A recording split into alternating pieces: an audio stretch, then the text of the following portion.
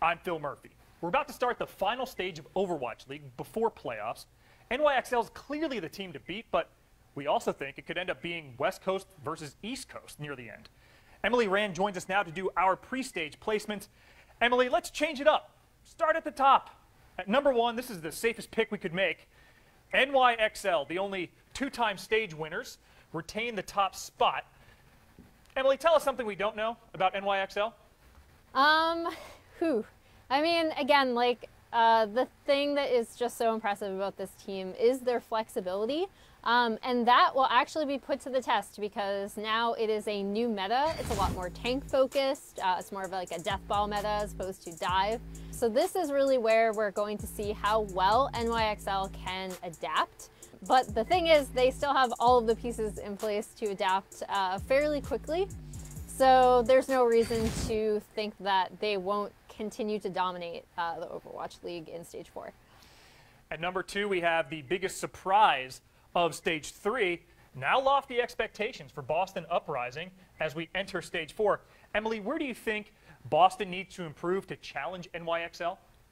So once again, we're going into a more tank-focused meta, and I think that's part of the reason why Boston deserves to be up here is because one of their more impressive things, and that's made them so strong in assault maps especially, has been their tank line. And so now that's going to be further put to the test in a new meta, and it's going to be all about how they're able to adapt.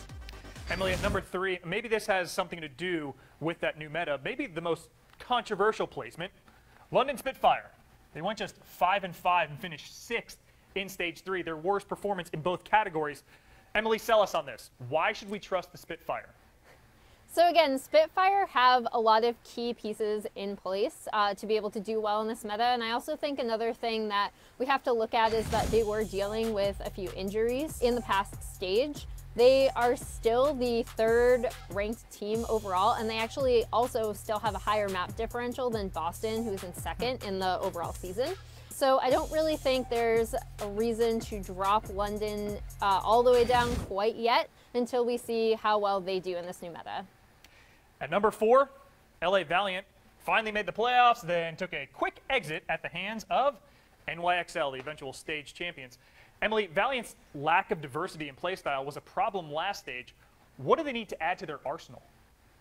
So yeah, again, it's going to be all about how they adjust. I think their pickups and their improvement throughout the last stage are really impressive. Adding Custa and Bunny to the team really kind of turned this team around, and they looked a lot more like a team throughout Stage 3, despite the fact that some off-season stuff people thought they might not do well in this stage. So going forward, it's going to be about how, again, I know this is getting repetitive, but how they adjust to the new meta. And I do think they're flexible enough to shift.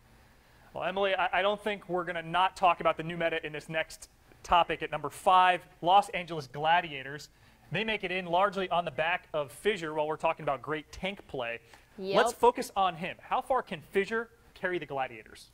Yeah, so this is a team that has definitely come together around Fissure, and then even when they might mess up some of their setups, Fissure is that kind of player who's able to almost single-handedly turn around a team fight or eliminate a DPS player on the back line. He's just super impressive, and again, we're going into tank deathball meta, and we're looking to see whether the LA Gladiators can once again adjust around Fissure and use his excellent tank play to their benefit. Emily, as always, thank you so much for joining us. For more beyond the top 5 of the Overwatch League power rankings and all things from the world of esports, keep it locked right here at ESPN.com/esports.